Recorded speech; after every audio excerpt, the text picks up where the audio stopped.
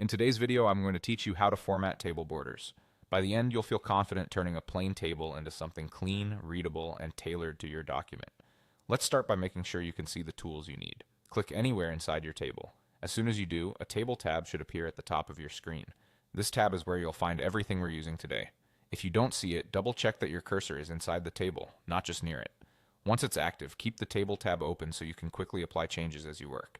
Next, let's control how your borders look by toggling them on or off. Go to the Table tab and choose Hide Borders. This is a toggle, so if borders are currently visible, selecting Hide Borders will remove them from view. Click it again to bring them back. This is helpful when you're designing a clean, minimal layout, or when you need to focus on spacing without the distraction of lines.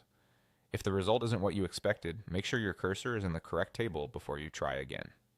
Now add visual emphasis with cell shading. First, select the cells, rows, or columns you want to change. You can click and drag to select a range, or select multiple areas one at a time if you prefer a more targeted look.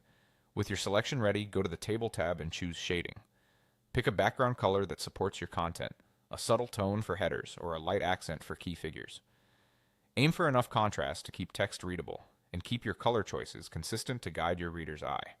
If your table needs a structural change, you can add or remove rows and columns. Click inside the table where you want the change to happen. In the Table tab, use the Insert options, left or right for columns, above or below for rows. The placement is relative to the cell you selected, so think of that cell as your anchor. To remove what you don't need, use the Delete options in the same area. This is an effective way to refine your layout without rebuilding the table from scratch. Finally, reposition the entire table. Hover over the table's edge until you see a four-sided arrow. Click and drag to move the table to a new spot in your document. Release when it sits exactly where you want it. That's all you need to format table borders with confidence. Practice these steps and your tables will look polished and purposeful every time.